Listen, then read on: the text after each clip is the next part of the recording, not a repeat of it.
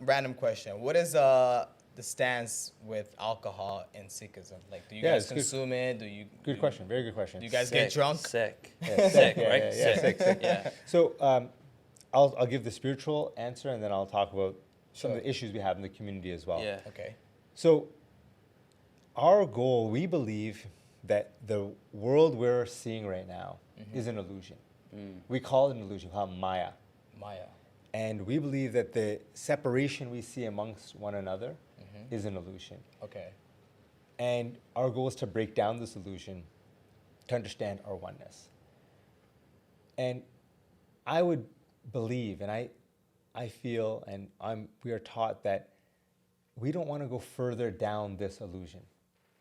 And for us, intoxicants drive us deeper down the illusion. That's how I understand it.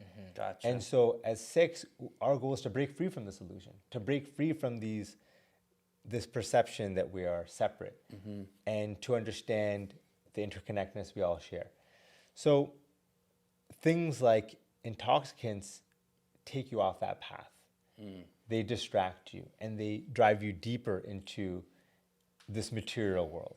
Right. So as Sikhs, we are spiritually, we believe in a way of life in which we don't consume any intoxicants. And from that discipline, it helps you create a stronger individual, a more focused individual, an individual who is more orientated on more balance on spiritual focus. We're all reading more and more the devastating impacts of alcohol on our body, on our minds, and more. Right. So that is something that we fight against. Not a fight against, we also oppose it, but that is something that we advise against, and we believe in not living that kind of lifestyle. The issue is that, as I mentioned before, so many Sikhs are from Punjab. And in Punjab, culturally, there is a big tradition of drinking.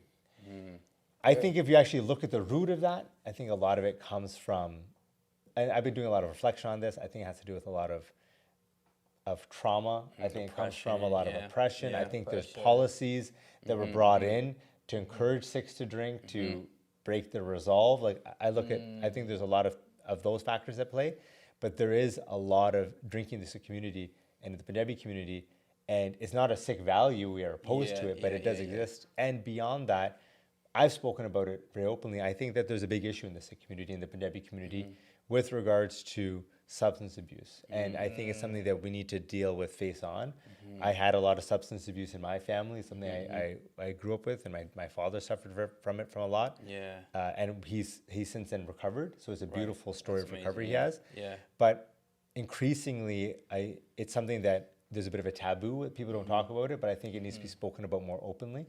And something that we need to address more directly and just say it as it is. There's an issue in the community, and we need to fight against it. I love that. Yeah. Yeah, it's awesome. And don't drink and drive. That's like number one thing, everyone. I guess I'm saying don't drink at all. Yeah. I think increasingly we're seeing that, right? Like cancer causing. Yeah. There's so many negative health impacts to it. Mental health impacts to it. So I think we're seeing increasingly, they're even saying that this current generation, like the Gen Zs and Gen Alphas, we're all millennials, so we don't, I struggle with the terms, but they're seeing less and less alcohol consumption.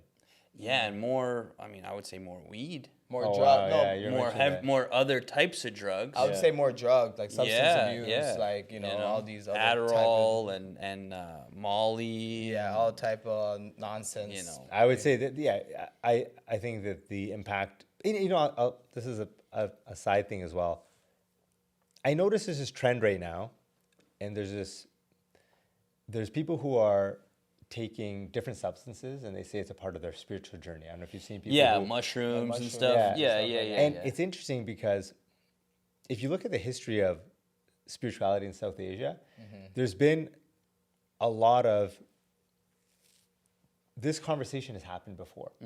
And there's different spiritual, not the Sikh community, but there's a lot of diversity of spiritual beliefs, and there's certain spiritual traditions that believed in consuming different hallucinogenic. I'm talking about like 1,000 years ago and further. There's these religious traditions and communities that believed in taking these substances. And in the Sikh community, someone explained it to me like this. the path to battling your ego is the toughest battle that you're going to face in your life.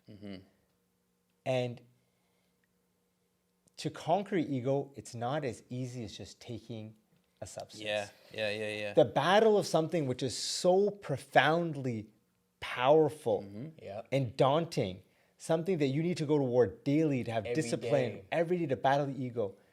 It's not so easy that you can just take a substance and escape reality. And all of a sudden and seek that. And you see, and you often see people say enlightenment. You'll say they've taken these substances. Oh, I experienced. They'll even say these. I see it on social media a lot. They'll say, I experienced ego death. And to me, it's such a incorrect understanding of ego death. Ego death is not something that your ego can die and then come back. Ego death is once your ego is gone, you've experienced oneness. You're one with not just now. In the Sikh way of life and in a lot of Eastern spirituality, we believe in an infinite universe. And we believe that you're not just one with this earth. Every earth in an infinite universe, there are infinite earths and infinite realities. And to think that just taking a substance is that easy, that you can then attain something that people have been aspiring for millennia to attain this state of enlightenment. It's so easy just to take a substance, all of a sudden you can do it. I think it is a misconception of our spiritual journey that it's so easy that you just need to take a substance and somehow attain enlightenment that immediately disappears when the high disappears. I think it's a disingenuous. And then you want more, you crave more, and then you become try an addict, something and then you else. lose yourself. And or you see a lot of these people who do these retreats of like ayahuasca. And I look at that tradition and I say, we have, like, this is, I guess, maybe more of a Western experience of psychedelics in a spiritual sense, but this is a conversation that's been happening for millennia in South Asia. And as Sikhs, we took that issue head on and say, this is the greatest battle in your life. The greatest enemy for us is the ego.